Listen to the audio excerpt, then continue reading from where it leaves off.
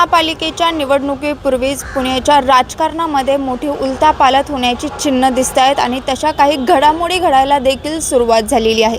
एकीकडे सगळे पक्ष जे आहेत ते पालिकेच्या निवडणुकीसाठी तयारीला लागले आहेत, मात्र सध्या पुणे शहरात दोन्ही राष्ट्रवादी म्हणजेच अजित पवार गट आणि शरद पवार गटाकडून मोठा अपडेट जे आहेत, मोठा घडामोडी जे आहेत ते घडताना दिसत आहेत। आज अजित पवार गटाचे जे शहराध्यक्ष आहेत सुभाष जगताप यांनी अजित पवारांची पुण्यातील बारामती हॉस्टेलमध्ये भेट घेतली आणि या भेटी दरम्यान जेव्हा ते बाहेर आले आणि त्यांनी जेव्हा पत्रकारांशी संवाद साधला तेव्हा तीन महत्त्वाच्या घडामोडी ज्या आहेत ते त्यांनी स्पष्ट केलेल्या आहेत किंवा तीन मोठे विधानं जे आहेत ते त्यांनी केलेले आहेत।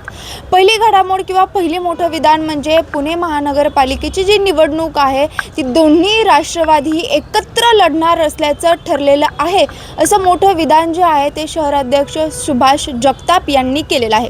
दुसरी महत्त्वाची गोष्ट म्हणजे शरद पवार गटाचे जे शहराध्यक्ष आहेत प्रशांत जगताप यांनी दिलेल्या राजीनाम्याबाबत आहे।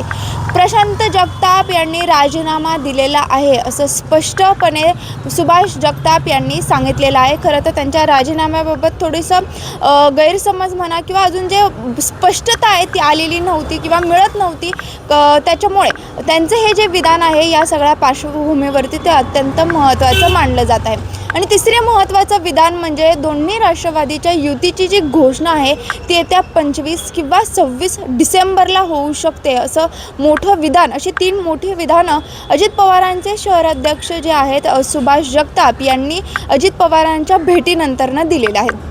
आता या सगळ्या पार्श्वभूमीवरती जेव्हा पाहायला गेलं तर माध्यमांशी संवाद साधताना सुभाष जगताप यांनी प्रशांत जगताप यांच्यावरती टीका केल्याचं देखील पाहायला मिळालं। खरं तर त्यांना जेव्हा त्यांच्या राजीनाम्याबाबत विचारलं गेलं असता तेव्हा ते म्हणाले की एकेकाळी जेव्हा दोन्ही राष्ट्रवादी एकत्र होती, अजित पवार जेव्हा सोबत होते तेव्हा प्रशांत जगतापांनी विधान केलं होतं की माझी छाती फाडून बघा, तुम्हाला अजित पवारच दिसतील। मग आता त्यांच्या विरोधात भूमिका कसं काय ते घेऊ शकतात, हे स्वार्थीचं राजकारण आहे, अशी परखड टीका जी आहे ती सुभाष जगताप यांनी प्रशांत जगतापांवर केल्याची पाहायला मिळते। त्यामुळे एकंदरीतच जगताप विरुद्ध जगताप असे कुठंतरी एक राजकीय वातावरण सध्या आपण दोन्ही राष्ट्रवादीमध्ये बघू शकतो।